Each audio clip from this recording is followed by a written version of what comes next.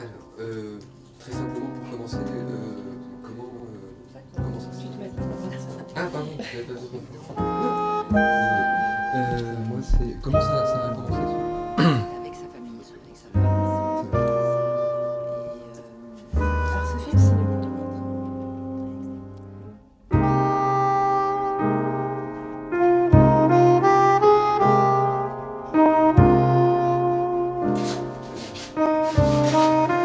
Elle était prête, elle avait bien fait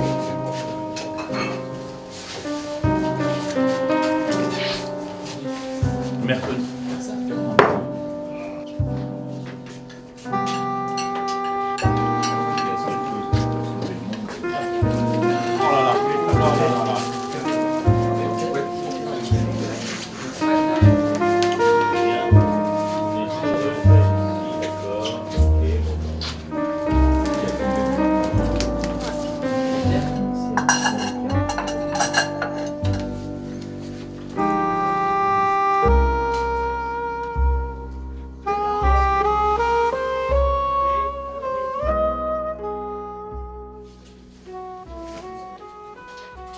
Action!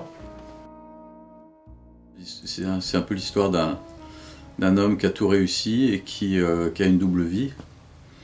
Et pour des raisons assez obscures, qui décide de rassembler cette double vie dans un même lieu. Paul, c'est un éditeur qui est marié, qui a une femme, des enfants, prétextant une épidémie qui est en train de gagner toute la France. Il met à l'abri et sa famille et sa maîtresse, mais il la fait passer pour la maîtresse d'un autre. Voilà. De façon à voir quelle réaction presque chimique ça va créer, et comment il va réagir par rapport à ça. Et voilà, toute l'intrigue est autour de ça. Il pose une bombe et il attend de voir si elle va sauter ou si elle est mouillée. Voilà. Et donc, éventuellement, elle va lui sauter à la figure. Il faut essayer de rendre ces circonstances positives. C'est la première fois que nous sommes réunis avec les enfants comme ça. Nous deux aussi, d'ailleurs. Toute situation, même dramatique, a un bon côté. La situation première n'est qu'un révélateur, disons, des choses qui sont enfouies et qui ressurgissent après, qui vont ressurgir, les ressentiments, les choses non dites, les rancunes, les rancœurs, etc. Il n'y a pas seulement les mots qu'on dit qui font avancer l'intrigue, mais il y a aussi les silences, tout ce qu'on peut ressentir, tout ce qu'on cache, mais que le spectateur devine, puisque lui seul a toutes les clés et de la situation. Et par contre, les autres personnages qui s'affrontent, qui se rencontrent, qui se croisent, ne savent pas tout les uns des autres. Donc c'est ça qui est assez excitant et palpitant dans l'histoire. Il se passe des drames intérieurs dans leur dialogue et dans leurs relations. Et en même temps, on passe le pain, on installe la table, c'est très convivial. On ne voit pas de sitôt parents de vos enfants. Pour faire des enfants, vous allez gentiment attendre la quarantaine, d'avoir assouvi tous vos petits plaisirs égoïstes. Donc c'est ce mélange de convivialité et d'horreur qui, je crois, fait le sel de l'affaire. Chaque caractère étant assez fort et assez, intuitif, va deviner un petit peu ce qui se passe jusqu'à ce que les choses éclatent, quoi. C'est la nature humaine qui est profondément mauvaise, tout simplement, et qu'il y a quelques personnes qui sortent du rang et qui arrivent à devenir bons. Mais d'ailleurs, ça s'appelle la bonté des femmes. Il y a à la fois, c'est vrai, la vraie bonté des femmes, c'est-à-dire cette volonté de bien faire, et ensuite quand elles se rendent compte que l'homme pour lequel elles sont en compétition en vaut moyennement la peine, elles ont une façon de se liguer un peu informelle qui fait qu'elles contribuent toutes les deux à son explosion, quoi. Il y a une sorte de connivence entre elles. Ce sont souvent des sœurs d'infortune. Notre maison d'édition est rue de Rennes aussi, en bas, à Saint-Germain. J'aurais adoré travailler dans l'édition. Vous connaissez les Wozzeck depuis combien de temps ? 6 ans. 6 ans ? C'est étrange. Pourquoi? Je vous le dirai quand nous serons amis, car nous allons le devenir. Bah André, moi je viens de tourner un film avec lui et comme on s'entend très bien et que c'est un grand acteur, je voyais évidemment plus le rôle lui correspond au niveau de l'âge, au niveau de tout, donc c'était une évidence, il n'y avait pas de discussion. Eh bien, on a tourné en effet une exécution ordinaire au cinéma, et puis là maintenant on se retrouve quelques temps après, en effet, pour tourner La Bonté des femmes pour la télévision. C'est adapté d'une de ses nouvelles. C'est complètement différent pour lui, mais c'est ça qui est intéressant, c'est que c'est un autre personnage, c'est pas du tout la même chose que dans Staline alors. Et mais André, il a un tel registre qu'il n'y a aucun risque. Avec Marc Duguin, je sais qu'à chaque fois, il va travailler un petit peu dans des choses souterraines, un petit peu secrètes, ou des choses qu'on ne dit pas. C'est ça qui est toujours agréable à jouer et qui nous laisse une part à nous, acteurs, d'interprétation. Non, merci.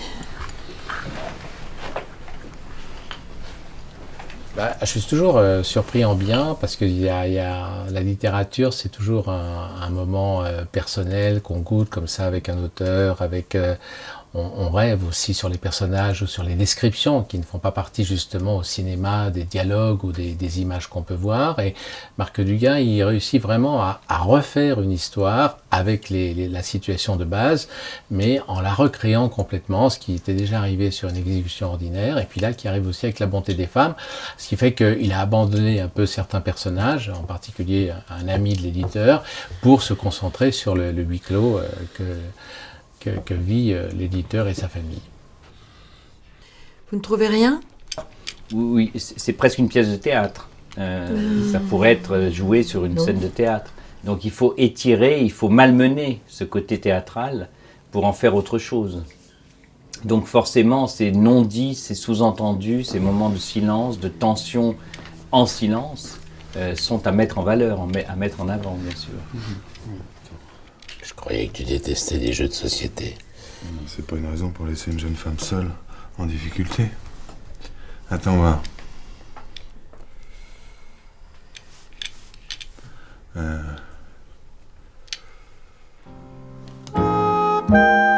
Mais ce sont tous des gens que je connaissais depuis très longtemps. Et André Dussolier, je le connais depuis vraiment longtemps. Mais il se trouve que nous n'avions jamais travaillé ensemble. Et là, on a l'impression d'avoir toujours joué ensemble, mais joué au tas de sable.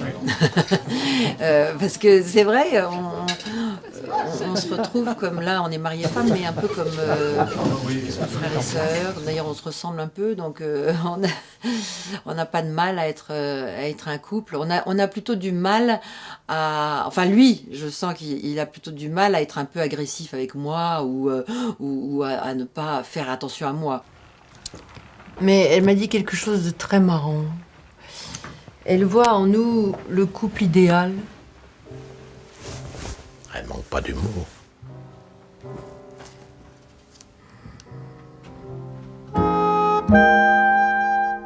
Avec Marc, il y a une sorte de complicité là-dessus qui fait que quand il écrit son scénario et où il est encore... c'est encore l'auteur qui aime les mots et qui a l'impression de tout dire avec les mots. Là, à ce moment-là, on se rend compte et on discute. Et moi, je mets un petit peu, ma conviction d'acteur à dire, là, c'est pas la peine, laisse-moi jouer. C'est pas la peine que le personnage parle, parce que voilà, ce que je jouerai peut en dire autant. Enfin voilà, c'est des petits ajustements qui sont purement liés au cinéma, et en effet, au jeu devant la caméra. Marc, il découvre avec bonheur, je crois, parce qu'il n'a plus envie que d'une chose, c'est d'être en tournage. Il découvre avec bonheur ce métier. Donc ça passe par un apprentissage, c'est sûr, en ce moment, suivant les acteurs qu'il a en face de lui. Mais on sent que c'est quelqu'un qui a fait beaucoup de métiers dans sa vie et qui n'a aucune raison de ne pas réussir celui-là comme il a réussi tous les autres. Quant à Yves, il a cette qualité extrême, c'est d'être en même temps un fabuleux technicien. Et quand je dis ça, c'est un grand compliment, parce que ce métier est aussi de l'artisanat, de la technique, ce qui se voit passe à travers une petite machine. Et donc, il est en même temps un fabuleux technicien et en même temps un vrai metteur en scène. C'est-à-dire qu'il est capable d'avoir une vision globale. Moi, j'admire parce qu'il est toute la journée avec sa caméra comme ça. Mais moi, je serais incapable de réfléchir si on me met une caméra sur le dos comme ça. Alors que lui, il voit tout, et il a une vraie vision. C'est toujours assez riche d'avoir en fait deux points de vue sur une scène.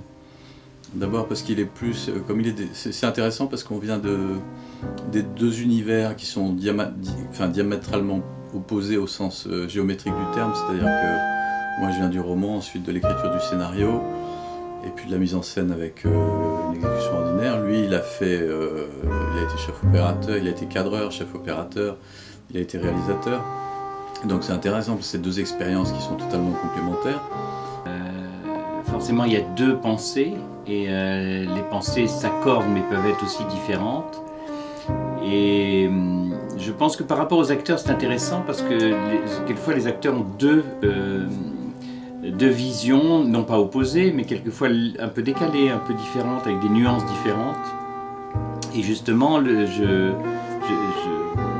on les a prévenus en disant qu'ils devaient se nourrir de cette différence plutôt que de s'en étonner. Et donc on lui donne des indications, parfois contradictoires, parfois coordonnées, et on crée une émulation comme ça, un trouble qui leur permet de réagir et de s'ajuster, de faire ce qui au final va nous contenter. Très bien, je vous embête pas plus longtemps. Vous m'embêtez pas.